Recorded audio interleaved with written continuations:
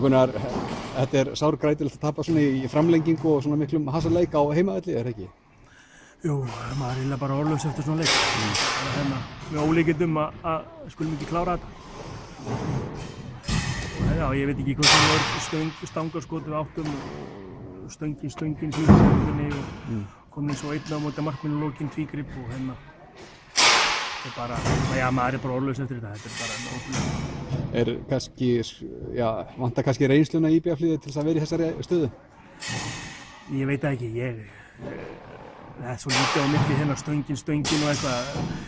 Ef það er einhvers staðar heppni til þá lítur það að vera eitthvað skýringin þessu. En þetta er spurning millimetri til eða frá skilur og allir þessi sénstar ef einn af þessu 5-6 stangarskotum síðustu mínútum hafði dottið inn sko, þá var það sigur. Klassískt stöngin út í dag? Já, þetta er bara klassískt stöngin út og ótrúlegt að skulum ekki að klára þetta. Ég er nú búinn að vera í þessu lengi og þetta er svona með svakalega sem ég hef lent í að missa þetta niður í tap sko. Þetta er hrein ólíkindum.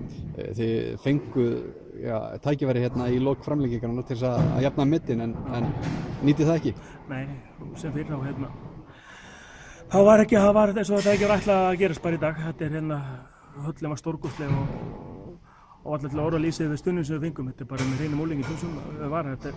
Ég var nú í Makedóníu daginn og þar var stemning og þetta er svona með magnara, þessi stemning sem var hér sko, sem ég hef líka lent í og nú er bara okkar að koma tilbaka og fá annað tækifæri fyrir að spila fyrir framan þessu frábæru áhorfendur á fimmtudaginn. Það er okkar að vinna í því. Og þau þurfa að fara í Valsheimili á þriðjudaginn. Hvað ætlið að gera þar?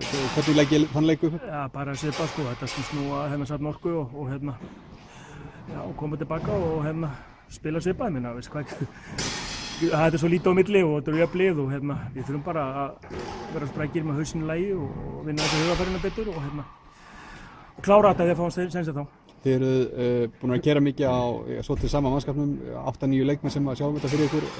Framlenging í dag, hefur það meiri áhrif á liðið IBF heldur en Val? Við fáum auka orku og eins og segir, við fáum stuðningin annað og í svona bara held ég að hungrið að fá að spila inn aftur á fimmtudaginn. Það verður auka krafti fyrir okkur á þriðjudaginn og það mun fleyta okkur langt.